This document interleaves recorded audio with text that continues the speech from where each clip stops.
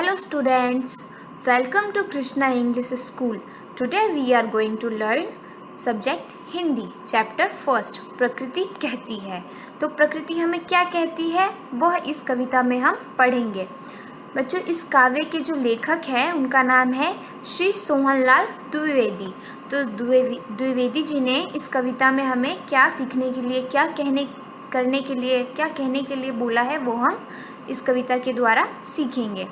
तो देखो, पर्वत कहता शीश उठाकर तुम भी ऊंचे बन जाओ। जो पर्वत है, जो पहाड़ है, वह क्या कहता है कि अपना सिर उठाकर तुम भी ऊंचे बन जाओ मेरी तरह। पर्वत ऊंचे होते हैं ना बच्चों, वैसे ही आप भी अपना सिर उठाकर मेरी तरह ऊंचे बन जाओ। सागर कहता है लहराकर मन में गहराई लाओ। सागर हमेशा बच्चों लहराता रहता है। सागर की जो लहर है वो आती रहती है, ऊपर उठती है, फिर नीचे जाती है। उसी तरह हमें भी लहराकर मन में क्या लाना है, गहराई लाना है।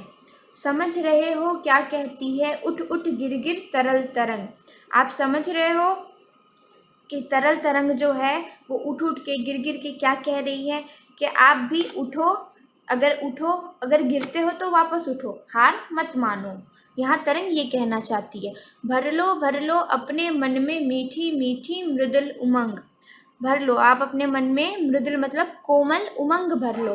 ऐसा सागर हमें कहती है। धरती कहती धैर्य न छोड़ो कितना ही हो सिर पर भार। धरती क्या कहती है कि हमें कभी भी धीरज नहीं खोना चाहिए, हमें कभी भी धैर्य नहीं छोड़ना चाहिए, चाहे कितना ही हमारे सिर पर भार हो। नभ कहता है फैलो इतना ढक लो तुम सारा संसार। नभ मतलब आकाश। आकाश क्या कहता है कि आप इतना फैलो कि आप उसमें सारा संसार, पूरी पृथ्वी ढक सको। यह हमें प्रकृति, हमें पर्वत, सागर, आकाश, इन सब के ज़रिए हमें जीने का स्रोत बता रही है कि हमें किस तरह से जीना चाहिए। सागर की तरह हमें कभी उठना चाहिए, कभी नीचे गिरना चाहिए, लेकिन हार नहीं मानना चाहिए। नभ की तरह आप अपने शौर्य को इतना फैलाओ बच्चों, आप इतने आगे जाओ कि जिसमें आप सारे संसार को ढक सको।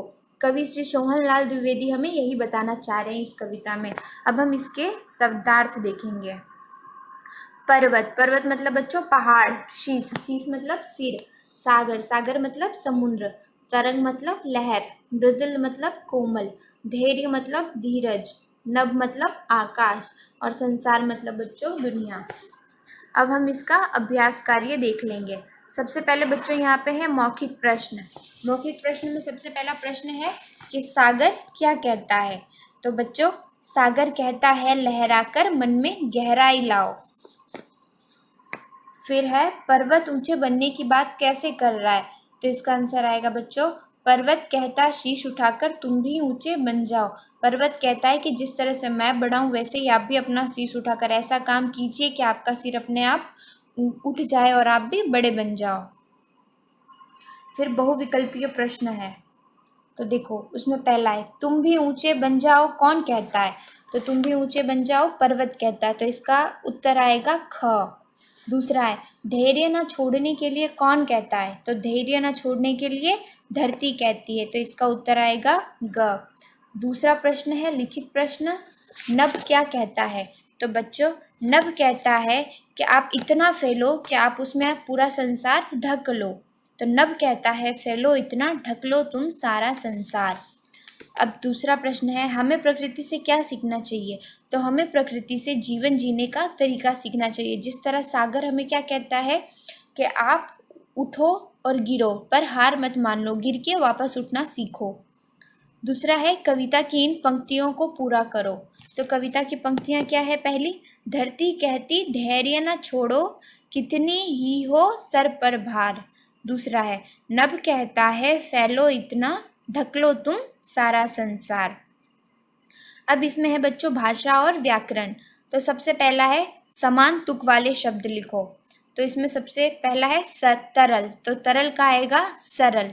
ख, सागर। तो सागर का आएगा गाजर या गागर। फिर है सिर। तो सिर का आएगा चीर। फिर है सारा। तो सारा का आएगा तारा, धारा। ड है मन। तो मन का आएगा तन, प्रण। फिर च है भार। तो भार का आएगा आधार, मार, सार। फिर हम दूसरा देखेंगे, पढ़ो और करो। पढ़ो, समझो और करो। तो पहला है इसमें बच्चों शीश, तो शी जोड़ श, शीश। हमें इसको क्या करना है बच्चों, अलग अलग करना है शब्दों को। जैसे तरल, तो त जोड़ र जोड़ ल, तरल। ग है सागर, तो सा जोड़ ग जोड़ र, सागर। फिर घ है धरती, तो ध जोड़ र जोड़ ती, धरती। यहाँ पे हमारा ये पहला जो पार्ट है, फर्स्ट जो चैप्टर है वो कंप्लीट हुआ। तो अब हम इसका जो भी है प्रश्न उत्तर अभ्यास कार्य जो भी है उसे नोटबुक में और बुक में दोनों में कंप्लीट कर लेंगे, लिख लेंगे। Thank you.